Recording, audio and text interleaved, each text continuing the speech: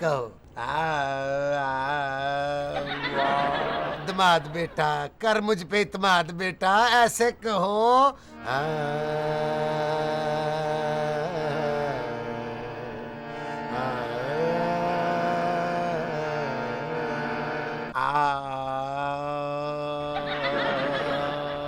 बेटा छाती से जोर लगाओ, छाती से जोर लगाओगे तो मुंह से आवाज निकलेगी, तब जाके कहीं ये खर्च पक्का होगा। वैसे सौरा साहब जी बेटा। एक बात तो बताएं, अल्लाह आपको गरीके रहमत करे, मेरा मतलब है अल्लाह आपको जिंदगी और सेहत दे। हाय मनुष्य बात पे भी पॉज नहीं लेता। देखे ना, मैं छाती से आवाज निकाल के तो मुंह से आवाज निकाल रहा हूँ, मैं कौन सा कानों से आवाज निकाल रहा हूँ। बुजुर्गों की नाकस तरबियत। इसका मतलब वाज़िया करेंगे आप? बेटे गायकी के लिए और पहलवानी के लिए एक जैसी मेहनत दरकार होती है, और इसके लिए अच्छी खुराक खानी पड़ती है, देसी घी खाने पड़ते हैं। और तुम्हारे बड़ों ने हाय हाय, और तुम्हें तो आम इंसानों जैसी खुराक नहीं खिलाई।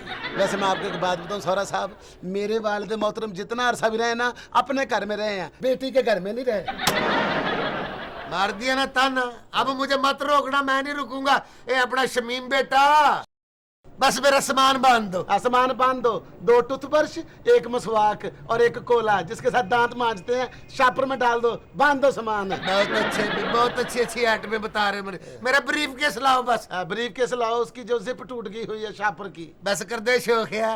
हाय हाय, खुदा का वास्ते अब्बा जी, फिर सवेरे सवेरे लड़ाई हो गई है। बस शमीम बेटा, मैंने इस बदतजीब का साथ नहीं रहना। और चलो बदतजीब होता तो गुजारा चल जाता, ये कूड़ है कूड़, और कूड़ भी नहीं बसुरा है बसुरा। नहीं, आपने तो बड़े मुकाबले जीते हैं, जैसे मोहम्मद रफी से हैं, आपको तो ओल्ड मेडल मिला है। तो मोहम्मद रफी बहुत सुरीला था भाई।